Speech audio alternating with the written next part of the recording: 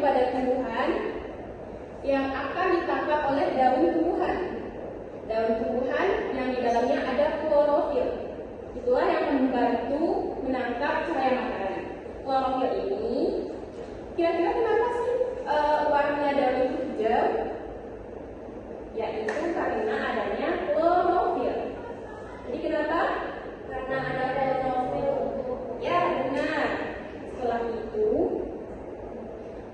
air yang berada di akar akan diangkut menuju daun untuk membantu proses pemasakan makanan. Dan udara tadi, maksudnya karbon dioksida akan dimasak dan menghasilkan gula dan oksigen. Nah, oksigen itu fungsinya apa buat kita? Bernapas tuh. Ya, jadi kalau misalnya tidak ada tumbuhan, bagaimana kita?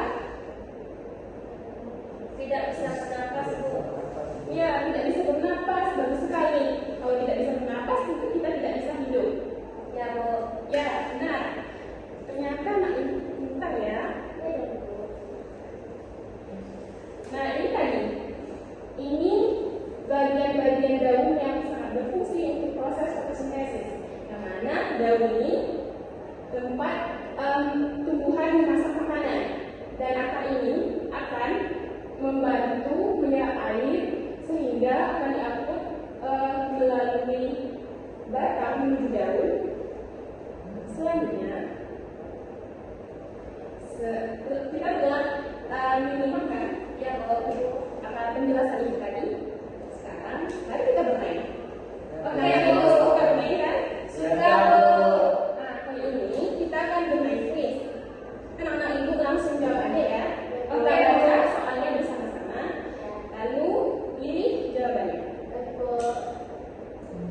Oke. Nah, ayo kita membaca bersama-sama pertanyaannya.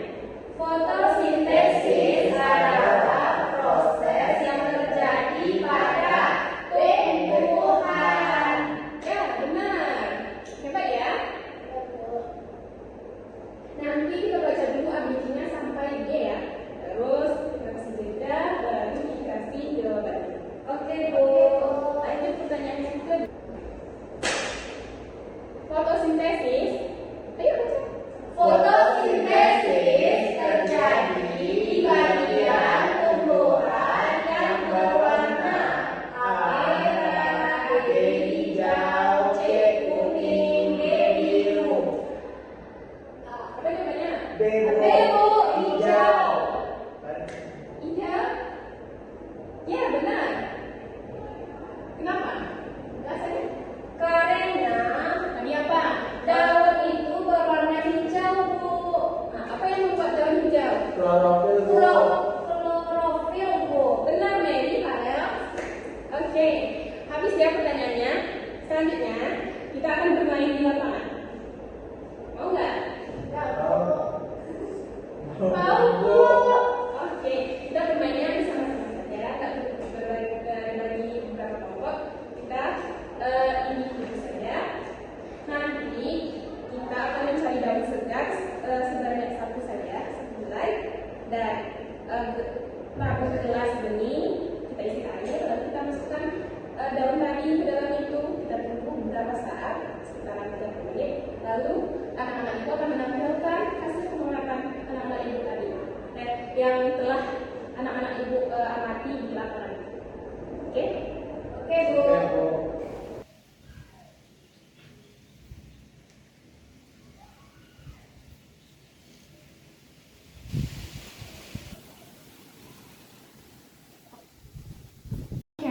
Setelah belajar di lapangan, apa yang anak-anak ibu temukan pada daun yang direndam dengan air di dalam gelas bening dan ditaruh di luar ruangan, terkena paparan sinar matahari langsung?